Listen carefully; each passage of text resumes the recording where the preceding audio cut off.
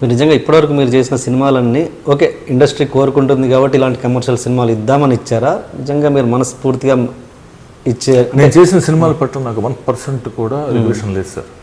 Flop అయితే నేనేదో అంటే ఇండస్ట్రీ కోరుకుంటు ఇలాంటి సినిమాలు కోరుకుంటుంది ఇద్దాం అన్నట్టుగా ఏదో ఇచ్చారా? ఒకటి రిటర్న్ రూల్ సార్,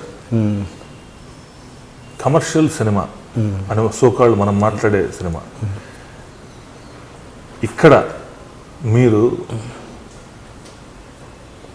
సర్వైవ్ అవ్వాలంటే మీ నుంచి ఏం కోరుకుంటున్నారో అది ఇవ్వాలి. అది రిటర్న్ రూల్, బ్లైండ్ రూల్. అది దాన్ని కాదనుకుని నేను వెళ్ళలేదు.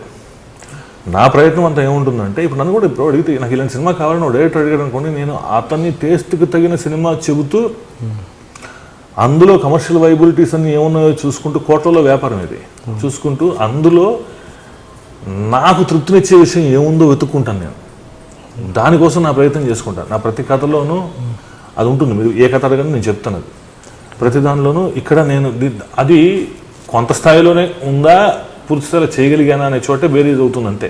ఇప్పుడు దాదాపుగా ప్రతి ఒక్కళ్ళు కూడా నన్ను ఇలాంటి కథ అడుగుతారు. ఆ మీటర్లో నేను నమ్ముతూ ఉంటే ఆ విషయాన్ని, ఎప్పుడైతే నాకు నమ్మకం లేకుండాను వాళ్ళు అడిగారు కాబట్టేను అది నేను మాట్లాడను. అది అబద్ధం ఎవరైనా చెప్తే కూడా. ఇక్కడ ఎవరు మెడ మీద కత్తి పెట్టేసి నువ్వు ఇదే చెయ్యని అనరు కదా. ఎంతో కొంత నువ్వు కూడా దాన్ని ఎంజాయ్ చేస్తేనే చేస్తావు. ఇది వాస్తవమేగా. జరిగేవి అది కాదండి, ఇలాంటి కథే రాయన్నప్పుడు కాదు. బట్ నువ్వు నమ్మింది రాకపోవడం వేరే విషయం, అక్కడ వేరు. నేను మనస్ఫూర్తిగా ఓకే ఇది కాదు, ఇంకా ఇది కాదు, నా స్టైల్ ఇది కాదు, నాకంటూ నా మనసులోంచి పుట్టిన కథ ఇది తీస్తే పూర్తి స్థాయి కథ, పూర్తి స్థాయిలో నేను నమ్మే సినిమా. అది కమర్షియలా కాదా పక్కన పెట్టండి, ఆ కొరత ఎప్పుడు ఉంటుందండి. అది ఉంటుంది. చాలా కాంప్రమైజ్ అవుతాం.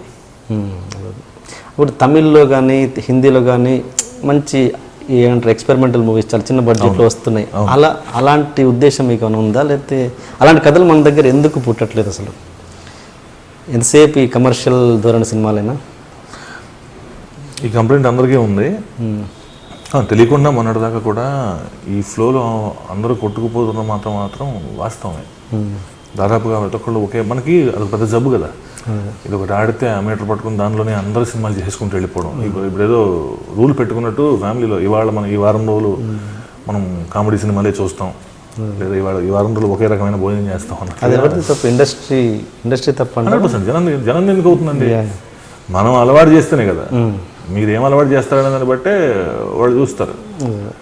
కాకపోతే ఏమవుతుందంటే అవి ఎక్కువ శాతం అటెంప్ట్లు జరగల. ప్లస్ స్టార్ హీరోస్ మీదకి వచ్చేటప్పటికండి ఎక్కడికక్కడ ఎవరికి వాళ్ళు ఇంత పెద్ద బిజినెస్ చేస్తున్నాం, ఇంత పెద్ద వ్యాపారం, మనకే ఆ లిమిటేషన్స్ అన్ని ఫ్యాన్స్ని దృష్టిలో పెట్టుకుని కొన్ని, ఫ్యామిలీస్ని దృష్టిలో పెట్టుకుని కొన్ని, మనంతా కలగోరు గంప కదా. అన్నీ ఉండాలి. కథగా చెప్పలేరు మీరు పూర్తి స్థాయిలో. కాంప్రమైజింగ్ లెవెల్స్ ఖచ్చితంగా ఉంటాయి. అది రైటర్ లెవెల్లో ఉంటాయి, డైరెక్టర్ లెవెల్లో ఉంటాయి, అన్నీ ఉంటాయి. So many limitations. కాకపోతే ఇక్కడ పర్సనల్ టేస్ట్, ఆ డైరెక్టర్ ఇలాంటి సినిమా చూద్దాం అనుకుంటున్నాడు అనేదానికి అతని వాల్యూ మీద కూడా, అతని స్టాండ్ మీద కూడా ఆధారపడి ఉంటుంది. ఆ సినిమా జరుగుతుంది లేదా పక్కన పెడితే. బట్ ఇప్పుడు నాకు ఎందుకో హోప్ సినిమాలు వస్తాయి అలాంటి సినిమాలు. ఇప్పుడు మొన్న కంచె లాంటి సినిమా వచ్చింది. నేను నిజంగా చాలా ఎంజాయ్ చేశాను ఆ సినిమా. నాకు చాలా బాగా నచ్చింది. ఆ చిన్న సినిమాల్లో తను బేసిక్గానే మంచి సినిమాలు తీసారు అంతకు ముందు. బట్ ఈ సినిమా నాకు ఇంకా నచ్చింది. ముందు సినిమాల్లోనే ఆయనకు చిన్న లోటుపాట్లు ఉన్నాయి ఆయన పట్ల, కానీ ఈ సినిమాకి వచ్చేప్పటికి నేను కంప్లీట్గా ఎంజాయ్ చేశాను. మరి వాళ్ళు చూసారు కదా సినిమా, ఆ సినిమా హిట్టే కదండి. మేబీ అలవాటు అవుతుందేమో మెల్లగా జనానికి. తిప్పి కొడతారండి, మొహమాట ఏం లేదు, మొహం మొత్తుంది. మీరు అన్న ఫ్యామిలీస్ కావచ్చు, తమిళ్లో ఉన్నారు, హిందీలో ఉన్నారు కదా, మరి మన తెలుగుకి ఎందుకు అది? అదే మన వైపు నుంచి తప్పులు ఉన్నాయండి. 100% మన వైపు నుంచే. మెల్లగా ఇప్పుడు అందరూ కూడా ప్రయత్నం చేస్తున్నారుగా, ఏదో ఒక ప్రయత్నం జరుగుతూ ఉంది. మీరు తీసుకోండి, హీరోలను కూడా నాకెందుకో ఆ ట్రాన్స్ఫర్మేషన్ కనబడుతూ ఉంది.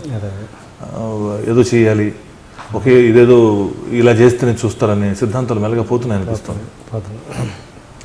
మీరు చిత్రం బలార విచిత్రం సినిమాలో నటించారా? లేదండి, లేదు కదా. ఇదేంటి మన జేకే భారవి గారి రంగవల్లి?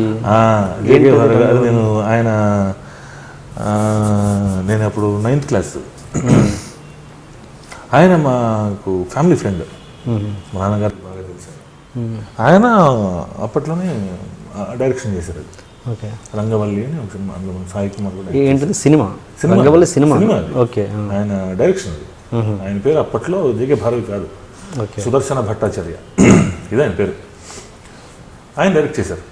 ఆయన మాకు ఫ్యామిలీ ఫ్రెండ్ అవటం మూలన నేను అంకుల్ తిరిగేవాడిని. సో నాకు బేసిక్గా ఈ సినిమాలు పిచ్చి ఇవన్నీ చూసారు కదా. ఏది ఇది కళ్యాణ ప్రపత్తి బిఫోరా? నేను 9th క్లాస్ అండి. Okay okay. నేను చదువుకుంటున్నా, చైల్డ్ ఆర్టిస్ట్ లాగా.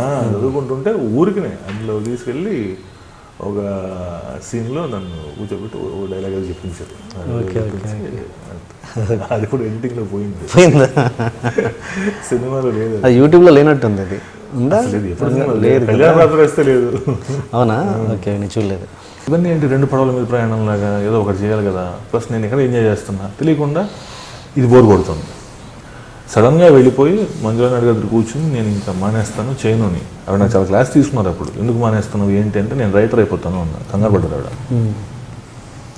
నేను సినిమా ఇండస్ట్రీలో రైటర్ అయిపోతాను, కుదిరితే ఫ్యూచర్లో నేను సక్సెస్ అయితే దాన్ని బట్టి డైరెక్టర్ అవుతాను, సక్సెస్ అవుతే మాత్రం అవును. అప్పుడే చెప్పారా డైరెక్టర్ అయిపోతాను ఇంకా వెళ్తాను. అదన్నా రైటర్ అవడం అంటే మామూలు విషయమా? నాకు తెలియదు, ఎలా రాయాలో నాకు తెలియదు, ఏం చేయాలో తెలియదు, బట్ నేను అవుతా.